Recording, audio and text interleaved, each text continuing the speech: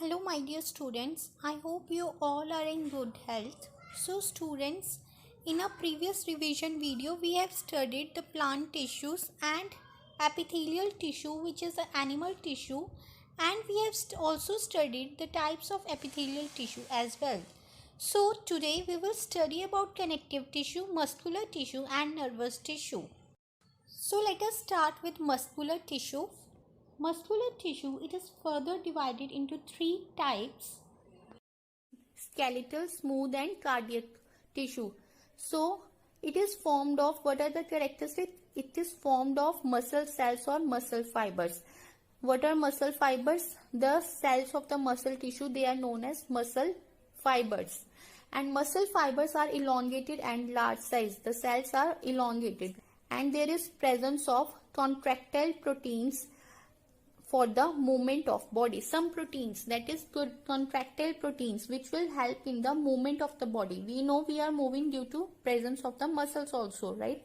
So there are some proteins, that is contractile proteins, which help in the movement of the body.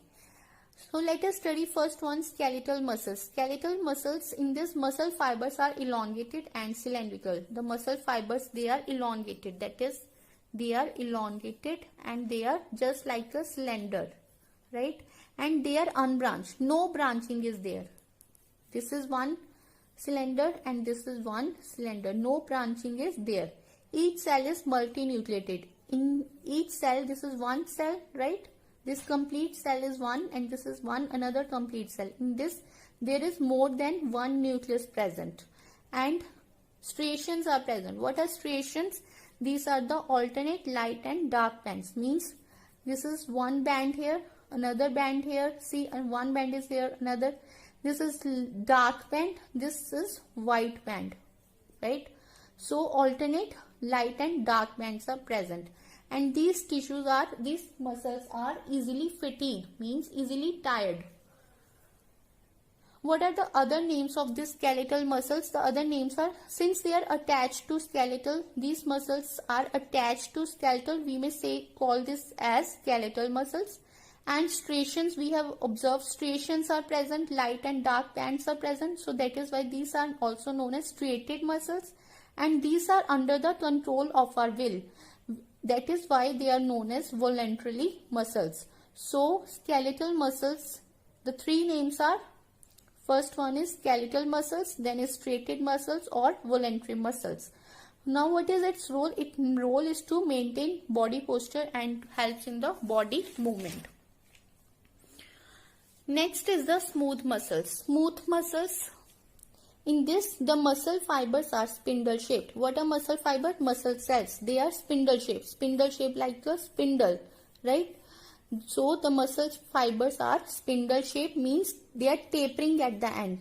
They are tapering at the ends, and they are unbranched cells, uninucleated. In one cell there is only one nucleus. However, in this previous one which we have studied, that is skeletal muscle, in each cell there is more than one nucleus present. But in this smooth muscles, there is only one cell, one nucleus in each cell, right? Uninucleated, and these are unbranched. These muscles do not fatigue, and these are found in the alimentary canal, blood vessels, and urinary bladder. What are the other names? Other names are found in visceral organs, so it is known as visceral muscles. And striations are absent. See, no striations are there, no alternate light and dark band is here, so it is also known as unstriated muscles. And these are not under the control of our will, so it is also known as involuntary muscles. Now what is its role? Its role is to move food, movement of food and urine, right? That is the role of the smooth muscle. Then is the cardiac muscles. Cardiac muscles, these are cylindrical in shape. These are cylindrical in shape, just like this one, that is your skeletal muscle. These are also cylindrical in shape, and these muscles do not fatigue, means they do not tire up, and the fibers are unbranched. Here the fibers or the cells are branched, means this from one cell a branching arises and next cell arises here. So branching is observed in this cardiac muscles, and striations are also present. Light and dark band are also present.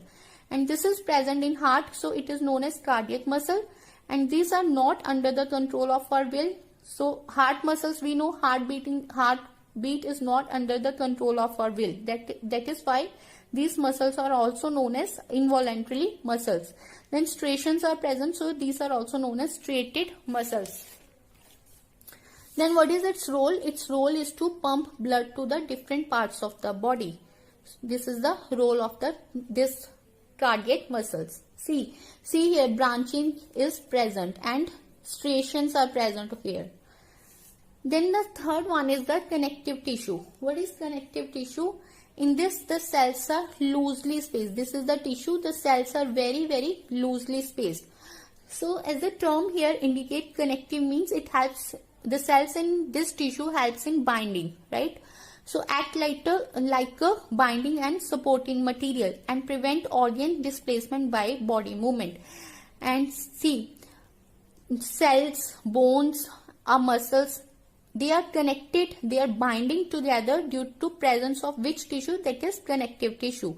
And the cells are embedded in intracellular matrix, right? And the matrix may be jelly, dense or rigid or fluid. Connecting tissue was further divided into, we have studied more types. First one is areolar connective tissue. In this, it forms thin sheets. Thin sheets are present here. Bind skin with underlying tissues. Areolar tissue, the role of the areolar tissue is, it is binding the skin with the underlying tissues and it helps in repairing. Whenever there is any injury on the skin, then which tissue is responsible for this repairing? That is the areolar tissue. And their other role is it supports the internal organs and it is present between the skin and the muscles. Which tissue is present between the skin and the muscles? That is skin and muscles. Which tissue is present? That is areolar connective tissue. And it is around blood vessels and nerves and in space inside the organs. So two types of fibers are here. Two types of fibers means two types of cell you will be observed further here in areolar connective tissue, that is yellow and white. Yellow fibers and white fibers. This white fibers, it will be helping in the providing strength. Strength to this tissue is provided through which fiber? That is white fiber. And elasticity to our muscles, elasticity to our body, it is providing through which tissue? That is yellow fibers of areolar connective tissue. The difference between yellow and white fibers is this. The yellow fibers, they are branched, they are elastic, thin and arranged singly. See here, this is a tissue, areolar connective tissue. Here is this is yellow fiber which is thin and arranged in one is there, only one fiber is there, right? But this white fiber, it is unbranched and parallel in bundles and provides tensile strength. These are in groups, bundles, right? And they are providing the strength to our skin and the muscles.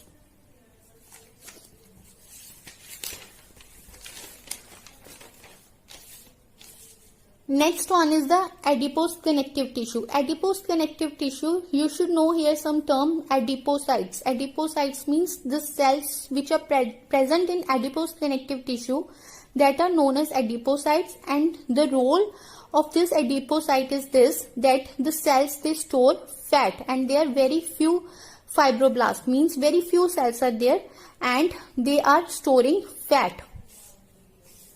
See, this is a cell here, this is a adipocyte, right, which is present in the adipose connective tissue, and here is the fat, right, centrally placed fat globule. This whole is a large part of the cell is occupied by a fat, and this is a nucleus. At one end there is a nucleus. Then is fibrous connective tissue. Fibrous connective tissue is further divided into two types, tendon and ligament. Tendon and ligament, see, it is differences first we will study. In tendon, this is strong and non-elastic. Ligament, it is strong and elastic. So tendon, it is non-elastic in nature and ligament is elastic in nature. And it is formed of white non-elastic fibrous tissue, and this is ligament is formed of yellow elastic tissue. Tendon is present at the base of muscle bundles and it is present at the bones.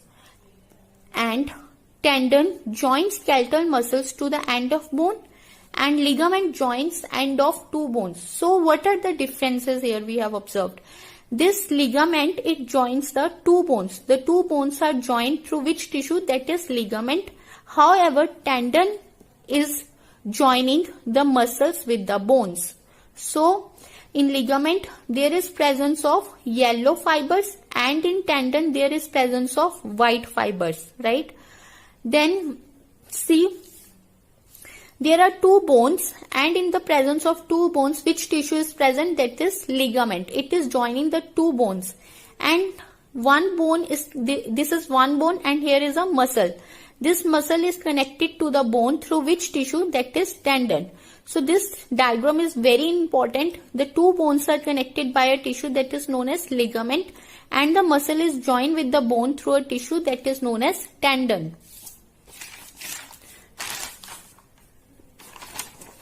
Then there is skeletal tissue. Skeletal tissue is further of two types, bone and cartilage. We know bone, it is strong but non-flexible, and it is forming the framework of a body. Means it provides frame to a body, and it is extremely dense matrix. Here this cells of this bone, it is made up of calcium, phosphorus. Just as adipocyte means the cells of the adipose connective tissue, they are known as adipocytes, and the cells which make up bones, they are known as osteocytes, and these bones are hard and rigid, and they provide shape to a body. We know these are the simple things we already know. Cartilage, it is flexible, and it is made up of proteins and sugars. Here the matrix is made up of proteins and sugar. Here the matrix is made up of calcium and phosphorus. Then it is present at the nasal septum, ear pinna and trachea. So students, now let us study about fluid tissue. The fluid tissue, it is divided into two types, that is blood and lymph. Blood, it is red colored fluid tissue, and the fluid matrix is known as plasma. Means the plasma is the matrix in which the blood cells that are floating. There are three types of blood cells, that is RBCs, red blood cells, WBCs, white blood cells, and blood platelets.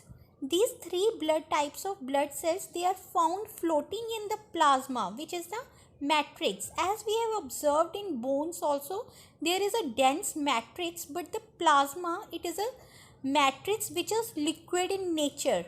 Plasma, it consists of proteins, salts and hormones. So let us know the function of the blood cells. Number one is RBCs. RBCs, they play a major role, that is, they supply oxygen to all the cells in the body, and WBCs, they kill the germs that enter in the body, hence they are also known as soldiers of the body. And the blood platelets, they are essential for the clotting of the blood. Now you should also know that lymph is a filtered blood. So if we remove the plasma proteins and RBCs and platelets from the blood, whatever the substance which is left behind is known as lymph. So the fluid tissues, they transport oxygen and nutrients to all the body cells. As well, the lymph, which consists of WBCs, they are providing the protection against germs in our body.